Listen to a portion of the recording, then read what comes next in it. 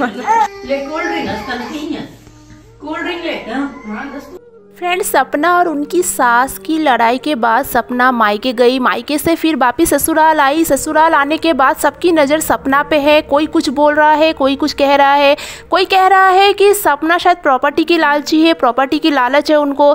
तो कोई ये कह रहा है कि सपना को शायद तीसरी शादी करनी है। तो मतलब लोगों को कितनी कितनी घटिया, कितनी ओछी सोच रखते हैं कुछ। और वो औरतें हैं, ज़्यादातर मैसेज करने वाली ये औरतें हैं जिनके दिमाग में ये सोच है कि हुआ यूँ दोस्तों कि सपना ने एक कोलैबोरेशन का दिखाया। उन्होंने रेड सूट पहन रखा था। वो बता रहे थे कि जब मैं ऐसे तैयार होती थी तो राजवीर कितने खुश हुआ करते थे, अब मैं ऐसे तैयार नहीं हो पाऊँगी। मतलब वो अपने इमोशनल शेयर कर रही थी इमोशंस अपने व्यूअर्स से।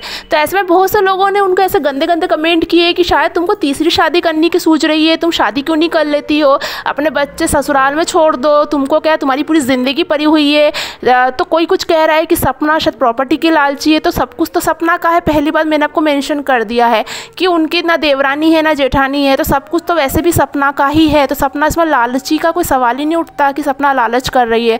और सपना खुद एक कमाने वाली लेडीज़ है, तो सपना को लालच क्यों होगा प्रॉपर्टी का। दूसरी बात यह है कि सपना ने जस्ट एक इमोशंस शेयर किया था कि मैं तैयार होती थी तो राजवीर खुश होते थे। कभी वो राजवीर की बातें करते हैं, कभी वो सूरज भाई की बातें करते हैं, क्योंकि उनकी ज़िंदगी में दोनों इंपॉर्टेंस रखते थे, दोनों उनके हस्बैंड थे। ऐसे कुछ लोग इतने वाहियात मानसिकता के साथ पैदा हुए हैं समाज में कि एक औरत को टारगेट बनाना, एक औरत खुश भी नहीं हो सकती, एक औरत रो भी नहीं सकती। मतलब चाहते क्या हो। तो प्लीज़ मुझे कमेंट करना क्या मैं सही